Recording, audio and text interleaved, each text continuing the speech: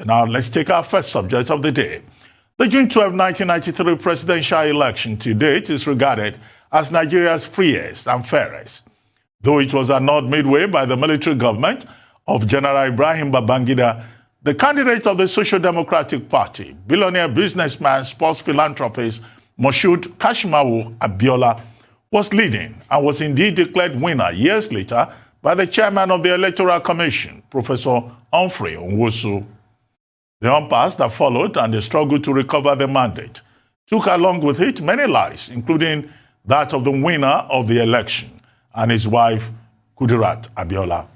Nigeria emerged out of it with a return to civilian rule in 1999. But years later, after that watershed election, there are those who believe that the significance of the June 12 election has been lost on the nation. Tokunbo Oyetunji, Arise news correspondent, has the details.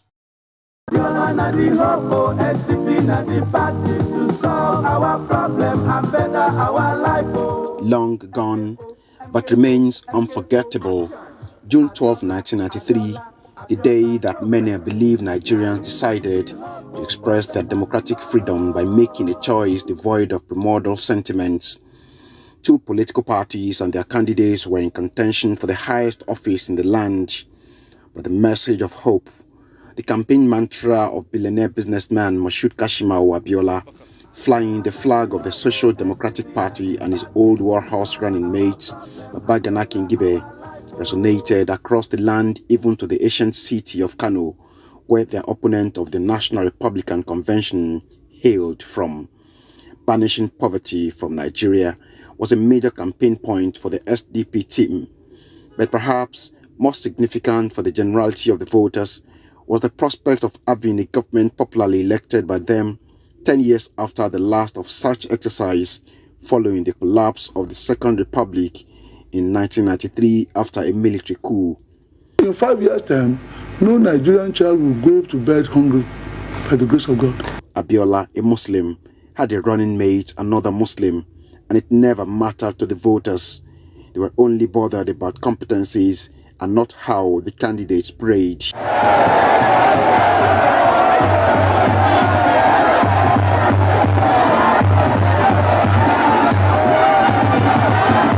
The excitement spread and expectation was high for most of the voters and the entire country, awaiting the results of the election, which started coming in almost immediately. The voters had spoken after all and were waiting a brighter Nigeria that could stand tall globally, having made such a huge democratic decision. But the military boys had their plans. The election was annulled. It's true that the presidential election was generally seen to be free, fair, and peaceful. However, there was in fact a huge array of electoral practices virtually in all the states of the Federation before the actual voting began. And the country boiled. It will continue off and on until the military release the result of the June 12 election and put the democratically elected president, who is myself, in charge of affairs. I won't go to war. I won't encourage my supporters to go to war. I will fight for peace, and we will get peace. But the military government was adamant. Abiola supporters were equally insistent on reversal of the annulment. The battle raged, with pressure from the international community mounting. The best the military did was for the leader, Ibrahim Babangida, to step aside and install a civilian interim leader who lasted 3 months in office before being forced out by an ambitious defense minister. It became clear that the military boys weren't ready to vacate the scene. Abiola and his backers made their move and declared a businessman Nigeria's president on June 24, a year after he was elected. I'm being arrested. I'm just going out now with the police.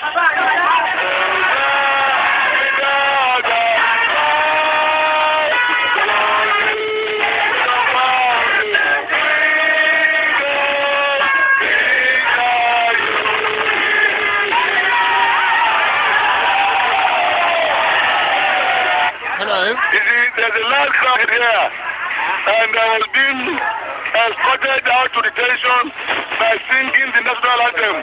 Why are they arresting you? They are arresting me on an allegation of felony, nameless treason or something like that. They're not doing anything, they're just taking me away. Please let me go. I'm delaying them. The people's president was clamped into detention. Many of his supporters and backers too. An impasse followed. Lives were lost. Abiola, his wife Kudirat, Pa Alfred Rwani and others. Attempts were also made on several others. But Nigeria survived with a return to democracy in 1999. It would take another 19 years for the sacrifice of the symbol of that election, MKO Abiola, his wife, and those of others who paid one price or the other to be properly recognized, and the day situated in its proper place in Nigeria's history. But beyond the honor and recognition of June 12 as Nigeria's Democracy Day, not a few Nigerians think the significance of the day has been completely lost on the nation. Poverty, which Abiola promised to send packing, is high in the country at the moment. Incessant killings and ethnic suspicion are rife.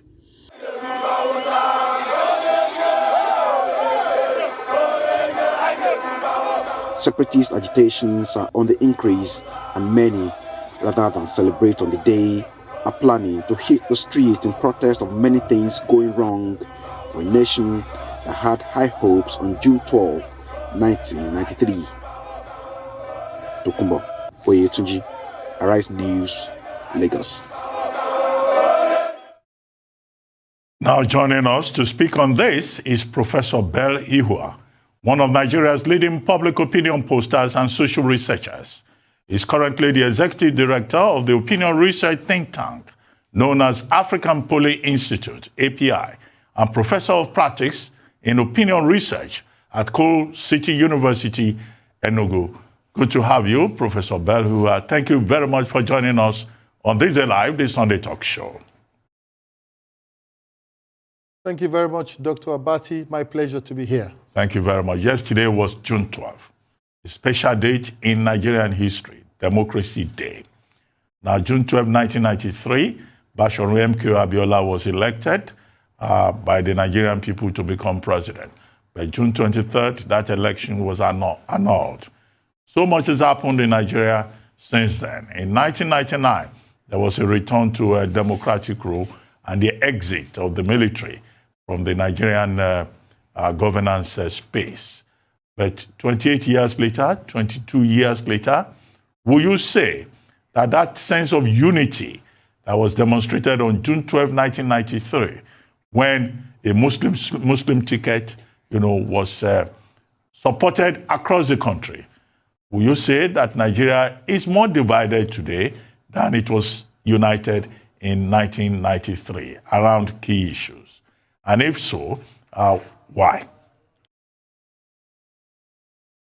Thank you very much for that question. First things first, let me start by saying Happy Democracy Day to Nigerians. But to respond to your question, we must realize that, well, some progress has been made. Where we used to be, no. Have we moved some notches forward? Yes. But are we where we ought to be? No. When you think of June 12th, you think of the struggle that led to the passing of the late MKO Abiola, his wife Kudirat. And when you think about other freedom fighters, others that led their, at the forefront of the struggle, the likes of Chief Gani Fawemi, the likes of the Caesarea of SRK, the late Bola Ige. You think of the likes of Dr. Olisa Bakoba and the others. And you remember that these are people who have fought, who have given their lives to this struggle for the emancipation of democracy and return of democracy. You see that the unity that Abiola stood for, the nationalism that Abiola stood for back then is not what we're experiencing today.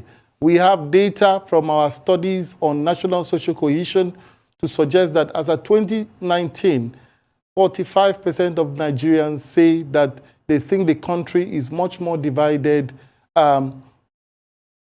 compared to how it was 4 years ago. And much recent data, the ones that we've just collected this year, 2021, on social cohesion tells us that 65% of Nigerians are saying the country is much more divided than it was 4 years ago. So we are seeing more or less a retrogression from the country being much more united to the country being divided. But that being said, there are opportunities for us to look into how we can unite the country. But it's important that as we talk about June 12th, we must remember that the main protagonist, Chief Enki Abiola, was a nationalist. He was the one that was looking and speaking about every Nigerian. You heard in that clip where he mentioned that in 5 years, by the grace of God, no Nigerian child less than 5 years old will go home hungry. This was the kind of ideals and ideas that Chief Enki Abiola stood for. He was a nationalist, he was not a separatist. And if there's anyone today that's talking about Abiola or reflecting on the ideals of Abiola, we should be reflecting on the ideals of nationalism, the ideals of togetherness, the ideals of oneness, the ideals of cohesion, and not of separatism. Thank you. Well, Bashorun Abiola was a symbol of unity, as you yourself have explained. And he also talked about farewell to poverty. Today, 28 years later, Nigerians are talking about separatist tendencies. There are many groups in Nigeria who believe that it's better to secede and abandon Nigeria. And poverty, has become even more established in Nigeria, despite the fact that the current administration had promised that 100 million people will be lifted out of poverty. And in the last 2 years, President Buhari was just saying in his Democracy Day address that 10.5 million people have been lifted out of poverty. In your opinion, as a public opinion researcher and as a social scientist, what is it that we need to do that we are not doing? Thank you very much. First of all, I need to point out that, even though the president said about 10.5 million people have been lifted out of poverty, the target that they put on the table when this government was coming into power in 2015 was that in 10 years they will ensure that about 100 million people are lifted out of poverty. This is coming to the 6th year, thereabout, and we are still talking 10 million people. Clearly, there's a divide. Today, Nigeria has become the poverty capital of the world. We are having high rates of insecurity, and the president mentioned that in his speech, as well as in the interview he granted to AriseTv, that the twin drivers of insecurity in this country are unemployment and high levels of poverty. I go to the field. I've been opportune to be one of those that have walked across the length and breadth of this country. Between 2012 and 2016, we're conducting serious polls on the Niger Delta region for Stakeholders Democracy Network. Between 2013 and 2017, we're conducting surveys around northern Nigeria for DFID program known as Nigeria Stability Reconciliation Programs. So we've traveled around the country. Poverty is real. Poverty is rife. And this is part of what is driving this insecurity. But can we say that the inaction of the government and in certain cases the ill thought out actions of the government is what have led to the rise of separatist tendencies? The likes of Sunday Igboho or the likes of Nnamdi Kanu, who come out to speak about separatism. We know from the polls that the average Nigerian is not interested in living this united Nigeria. The average Nigerian wants a fair, free, equitable, and just society. Nigerians feel that so far they have been excluded from the scheme of things, and they believe that if a lot more can be done to include them, to give them a sense of belonging, to give them a sense of reasoning, we need to forge a new national movement, national view for the country. When you look at the Americans, they talk about the American dream. We need to forge a new national movement that we can have, every Nigerian can come together united to say, we should be responsible for making the country work instead of looking at anyone or looking at the government in spite of irrespective of religion, irrespective of ethnicity or tribe, we all have to look into working together, because until every Nigerian sees it as his or her responsibility to make Nigeria work, we cannot depend on only the government to make Nigeria work. All hands must be on deck. And the more we begin to organize, the more we begin to engage, the more we begin to have the critical mass of people in various sectors coming together to discuss issues that pertain to their community, that pertain to their state, that pertain to the nation, we begin to push back these separatist tendencies. The reason you hear on social media or all across that these separatist tendencies are rising is because we as citizens are not coming out to speak our mind. We know from the polls, for example, Afrobarometer poll has shown that at least 80% of Nigerians support democracy, but just that the style of democracy being practiced today is what the challenge is. So as long as we can introduce policies of inclusion, introduce policies that will take down marginalization, there are clamors across the country in various states, in some states, across certain age groups like the young people, complaining that the country as it operates today does not work in their interest, does not deliver services to the young people, does not provide an enabling environment for its people to thrive.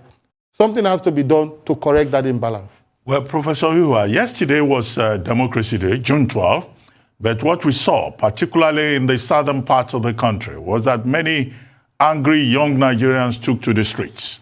For them, it was not a day of reflection. For them, June 12, 2021 was not a day of celebration. For them, it was a day of protest.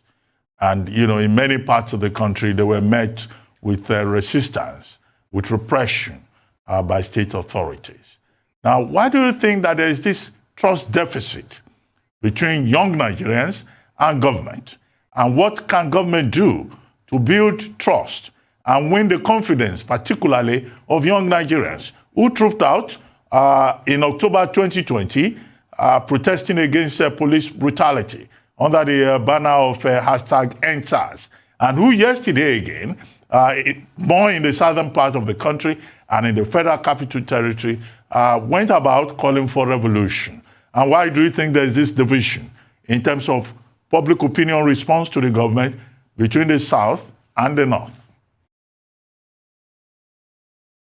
Thank you very much for that question. First and foremost, it's important to express that the polls have it, that when this president came into power in 2015, his approval rating, and that was an expectational approval rating, was about 85%. But as things moved on over the years, his most approval rating is hitting about 20, just slightly above 20%. So there's become a trust deficit in the system. Our polls also have shown that Nigerians' trust for President Buhari at the moment is about 33%. That has declined dramatically from over 80% when he came into power. So that tells you that a lot is happening. The reason we see a lot of people on the streets protesting, they are protesting against what they feel is happening to them. There's a huge perception of marginalization. There's a huge perception of exclusion. People feel excluded. People don't see themselves as being part of this country. People see themselves as being abandoned, especially the young people. When you look at what happened in October last year, the EndSARS protest, EndSARS was a metaphor. EndSARS represented young people coming out to say enough is enough to police brutality. Enough is enough where they cannot have access to opportunities. We conducted a study last year that was titled The Canada Rush, checking out the motivations for Nigerians emigrating to Canada. The reasons why they are immigrating is because they feel Nigeria is not giving them the opportunity to thrive. So they are young people who have energy, who are creative, but the country is not giving them enough opportunities. So they are coming to the streets to, to express their opinions, to express their anger. So that is why we are seeing that. But you ask also, why are we seeing differences from the southern part of the country to the northern part of the country? Obviously, in our polls, we also see these differences. You tend to see the southern part of the country coming out to express these views, but the northern part of the country, obviously because there's some sentiment towards the president, he's our man and we do not want to be on the streets. But I can tell you that we have conducted polls across this country. Poverty has no tribe. Poverty does not understand Fufu Day, it does not understand Efik or Ebibio or Yoruba or Hausa. Poverty is poverty. Nigerians are poor from various parts of the country. We have been on the field, we have seen these people, and if the government is going to win the trust of the people back, we need to start looking at policies that promote inclusion, policies that promote unity, policies that bring the people together, policies that shows that every Nigerian can be given an opportunity to thrive and excel in spite of whatever part of the country that they come from. You know, I watched the AriseTv interview with Mr. President when he talked about, you know, the youths. He said, you remember those youths who were coming to Abuja to, you know, to upstage me. But you see, the president's interview, in my opinion, was a very interesting interview because it helps us to get into the mind of the president to understand how the president thinks about some of the issues facing the country. You know, you asked him questions about security. He talked about the fact that borders, you know, were shut between Benin and Nigeria, between Niger and Nigeria. He talked about the fact that the borders were closed so that we can grow our own food and all of that. But what the president failed or missed the opportunity to address was the fact that there are killings in Igongon, there are kidnappings in Kaduna, there are kidnappings in Kebbi and different parts of the country. Nigerians want to know what is going to happen to bring these killings to an end, to bring these kidnappings to an end, and what is going to happen to make the economy thrive and create jobs for the young people. Every year, millions of young people graduate from the tertiary institution looking for opportunities for work. As long as they don't get opportunities for work, they will be angry at the system and they will look for ways to get back. Well, Professor Ihua, I see that you focused at great length on the president. And that's what usually happens in Nigeria. We tend to blame the president and the presidency for everything. But when you talk about trust deficit, how about other institutions of state beyond the presidency, the judiciary, the legislature, even the state governments? Do you think that the problem is just Buhari's problem, or we have the same challenge with regard to the states and the other institutions of government? Thank you very much. We have the same challenge with different organs of government. So, for example, the legislature has three main mandates: representation, lawmaking, oversight. We've conducted polls in the past that have seen that Nigerians think that the legislature is not properly representing them. We saw the case of NSAS. Young people came out and clamored. And we ran a poll at the time about Nigerians and NSAS. And Nigerians expressed their disappointment at the legislature for failing to come out to speak for young people and sort of parleying with the executives to make sure that young people could not have the opportunity to express themselves. Same with the judiciary. There's been a lot that have happened in the system with the removal of Justice Onoge and the rest of that. The image of the judiciary has somewhat been also tainted. However, if you look at also the states, there are clamors at different states for different state governors who are not performing. If you look at the different states and the statistics across the states, we can also see that young people are also angry with their state governments. Not many states have put in policies that can create real jobs, tangible jobs, and give tangible opportunities, but it has been sort of politicking. What many Nigerians are seeing is politicking, favoring of party members, and not creating policies that can serve in everyone's opinion. However, I think we have a great opportunity here as citizens to begin to dialogue, to begin to discuss, to begin to come together to say, are there ways we can discuss and bring about the unity that we want to see? Are there ways we can discuss and begin to find solutions to the problem? They've been talking about restructuring, for example. It is thinking that while the leaders, so to speak, are talking and having a dialogue about restructuring, we also need to constitute groups of young people across the country to begin to build scenarios, scenario planning for the next 20 years, scenario planning for the next 30 years. What is 2050 going to be like? What is 2040 going to be like? We don't need those who are in their 60s or the 70s to come and plan 2050 for us. Can we bring those in the 20s, in their 18s, in their 30s to come together, sit on a table and discuss how that future will be? I think if you look at the state governments or you look at the local governments have been eroded by state government. And young people are looking for an opportunity, any opportunity at all, to express their opinions that they want a better Nigeria. Well, I'm not too sure that many people will agree with you that scenario planning for the future or the year 2050 should be done only by young people. Isn't the best way to go the wisdom of the village coming together? Now, but you talked about dialogue. What form should that dialogue take? At the moment, some people are saying, well, the National Assembly has organized public hearings and the National Assembly will come up with a new constitution that will solve all problems. But some people are saying that what we need is actually a conference of ethnic nationalities or a complete overhaul of the constitution, or in other words, a people's constitution as the basis for renegotiating the terms of the union. But you just talked about a dialogue. What form, in your opinion, should that dialogue take? First of all, I think we must admit that the National Assembly cannot do this job alone. The National Assembly is a group, yes, that represents Nigerians, but so far, I believe citizens have seen that, there's a lot of politicking in the system. A lot of things that should be done, but because of political interests or political favors, there's a lot, and it's taking a long time to achieve.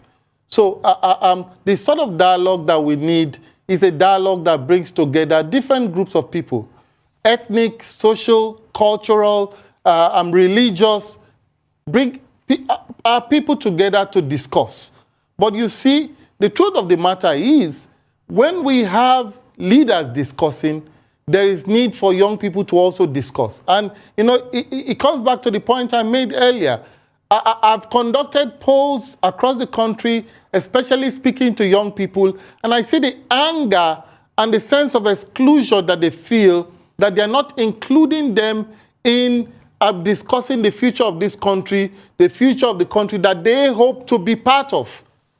We're talking 20 years, we're talking 50 years down the line. Of course, only God knows who will be around then. But chances are it's the young people that will be around. So I still insist that while we are having this dialogue with the ethnic, religious, social, and professional, bring these groups together to have a large dialogue on the fault lines of the nation, restructuring the nation. It's also important to have young people discuss.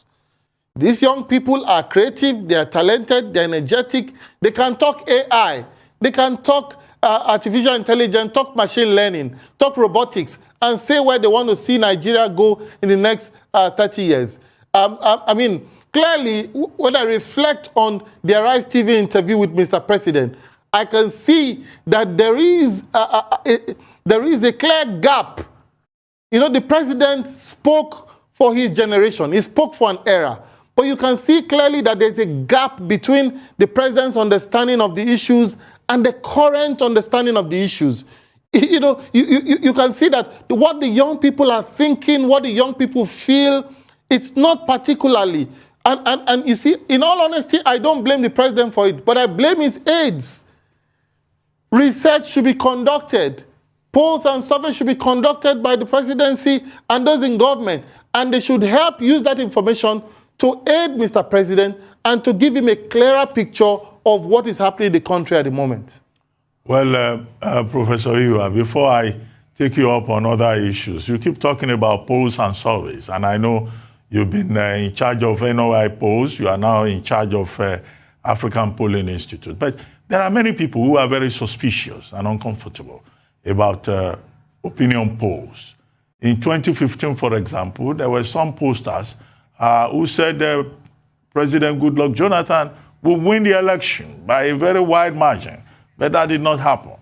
In 2019, there were some pollsters who said, oh, the APC had exhausted its goodwill and overstayed its welcome. But the APC still won at the federal level and also at the state level. Now, I mean, how reliable are these polls? Is it a question of methodology, or that, this opinion research, which is your area of specialization, what should we watch out for? Are they just probabilities that we do not necessarily have to rely on? Well, polls are what they are. They are indicative. So polls, survey, research, they are indicative. But what we see in a lot of governance is that governance have become conjecture. Governance have become intuitive. What polls, surveys, or research does is that it would help leaders to be able to take decisions based on evidence. So yes, we can say there are times polls do not get the right answer, but at least it gives you an idea of what's on the heart of the people. It gives you an idea of what's in the mind of citizens. For governance to be effective, it has to be participatory and inclusive. And polls and surveys provide that platform through which citizens can participate in governance, through which citizens who otherwise may never be heard can have an avenue to say, we think this is our pressing issue, we think this is the issue that the president should address, we think these are the areas, we don't agree with this policy, but we agree with this policy. So basically, polls are indicative to be able to help, policymakers make right decisions, make decisions based on evidence, as opposed to making decisions intuitively. But if you want to talk about what makes a poll a good poll, for example, it's that it's independent, it's scientific, it's devoid of any political inclination whatsoever. You also have to look at the methodology. How is the polls collected? Are the data collected randomly? Is it collected scientifically? If it is, then we can lay some credence to the response coming out of those polls. But if it's just sitting down and speaking to a few group of people, as we have it often done, you speak to a few people and you say you have the opinion of Nigerians. You can't call that scientific. For you to call it scientific, it has to be robust. You must be able to have an even slice of the country to be able to know that this is the opinion of Nigerians, this is the opinion of citizens, and you can use that to help drive policy. Well, except that Nigerians change their opinions almost on a daily basis. But let me ask you, from your research, how strong are the following factors? Gender, religion, ethnicity, and then the role of institutions within the Nigerian system, as part of this attempt to ensure that Nigeria works and that democracy works for the people. Thank you very much. Gender is becoming a very strong subject, not just in Nigeria, globally. As we have seen, there's been a lot of talk about gender inclusion in governance. In fact, recently I had a presentation for the Policy and Legislative Advocacy Center, PLAC, on gender inclusion in driving the information age. Gender is a big issue. Also, ethnicity and religion have become big issues. As you can see, recent elections in Nigeria have been tilted towards religion or towards ethnicity. In fact, we know that when our politicians want to play their politics, they begin to whip up sentiments around religion, begin to whip up sentiments around ethnicity, and because they know that this ethnicity card or religion card plays. But you compare that to 1993, where we had an election of a Muslim ticket, and that Muslim ticket was widely supported across the country, and no one bothered the religion of the candidates, the presidential candidate and his running mates. Everyone was rejoicing, looking at the situation, hoping that the country will be much better. And that tells you how the country has moved over time. From a time where religion was really not an issue to now a time where religion is an issue. So you see what has happened in a state like Kaduna, for example, and where in the last election they had a Muslim ticket, and there were cries and, there were people speaking out from the southern Kaduna region saying there should have been a Christian on that ticket, because when you look at the demography of the state, you have a significant population also of Christians. So that tells you that, ethnicity, religion, gender is beginning to play a huge role, in the country. But talking about the other question where you asked, I think we should move beyond ethnicity, move beyond religion. We've seen recently from our polls, when we ask the question of what kind of candidates, what kind of person are you looking forward to as the country moves on to the next level, that people said we do not care about religion, we do not care about ethnicity, we do not even care about gender, but we want a president that can deliver the goods of democracy, that can deliver the dividends such that every Nigerian, in spite of ethnicity and religion, will be able to have the opportunities, of good governance. Well, you said earlier on that the approval rate of President Buhari in your latest research is 33%. I'm not too sure government spokespersons would agree with you, but in terms of the research that you have done, what are your major conclusions with regard to the journey towards 2023? Well, thanks for that. We have a few conclusions. As I mentioned earlier, number one is that we need to forge a new national identity for Nigeria. A new national identity that everyone can be proud of, that everyone can key into, that every Nigerian can look up to and say, I'm a Nigerian. I can raise my international passport anywhere in the world, raise my shoulders high and say, I'm a Nigerian. And that needs to start from the top. Creating a new identity will require that those in government provide a climate of inclusion. And with all that is going on, these separatist tendencies going all around the country at the moment, we have a great chance now to be able to call these voices to the table, to sit down, let's discuss what are the issues, what should we do to unite this country. So at every point in time, I see these opportunities for us to jaw as opposed to war. And that's one major point. The next is that a lot needs to be done to address perceived issues of exclusion and marginalization. In different countries or different portions of this country, there are strong perceptions of exclusion and marginalization. The Southeast, for example, had the strong perceptions of exclusion. So a lot needs to be done at the center to make sure that we rally around and ensure that anyone feeling a sense of exclusion is brought in and given a sense of belonging, because that is what cohesion is about, that every citizen is given a sense of belonging, everyone is brought together. The other thing that we need to do is we need to start building a critical mass of people in various sectors, professional sectors, social gatherings. We need to start building a critical mass of people to start having little conversations across the country. These conversations are important for this country going forward because it's at the local levels, at community level, at the town levels, at the state level. Let these conversations happen for us to be able to chart a new course for Nigeria. Also, on the issue of poverty, a lot more needs to be done to widen the National Social Investment Program. The president talked about the National Social Investment Program. As it seems today, with all the amounts of money that have been spent, they all seem like a drop in the ocean.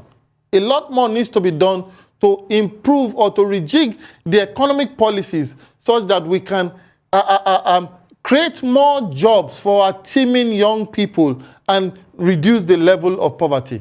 I also think one more important thing to do is that we must support our gallant men and women of the military. These men and women are putting their lives at risk, even with sometimes very little, support, but they still go out there, they still do their best to protect this country, And not just the government needs to give them more support in terms of ammunition, in terms of resources, in terms of what they need to get intelligence gadgets. Even citizens need to see them, give them their support. Appreciate them when you see them. Tell them that we appreciate you. We know you guys are doing a great job for this country. May God continue to bless you. I think when our military men see this sort of expression from citizens, it will build their morale and let them know that they're not alone in the struggle, that people are really rooting for them. And finally, these dialogues need to happen. A national dialogue that should look into bringing ethnic groups, social groups, religious groups, bring the country together and let's discuss the way forward. The truth of the matter is that the current arrangement, the current way the country is going is not sustainable. It is not sharing the benefits of democracy across board. We need to have this dialogue to perhaps renegotiate the fault lines and get Nigeria working for all Nigerians again. Well, Professor Ihua, we have just 1 minute to go, and if you can respond very quickly to these two questions. Do you think that the Buhari government has done enough in terms of bringing a closure to the issue of June 12? And additionally, Igbo presidency. Are you saying, when you say Igbos should be given a sense of belonging, are you saying that Igbo presidency is the way to go in 2023? Very briefly. Thank you very much. I'll take your last question first. On the issue of Igbo presidency, I have just, as part of my professorial work at Cohesion University in Enugu, I just completed what we call the Southeast Barometer. And the Southeast Barometer data, we are still in the process of putting the report together. Igbos say they want an Igbo president. And that's what the data is showing.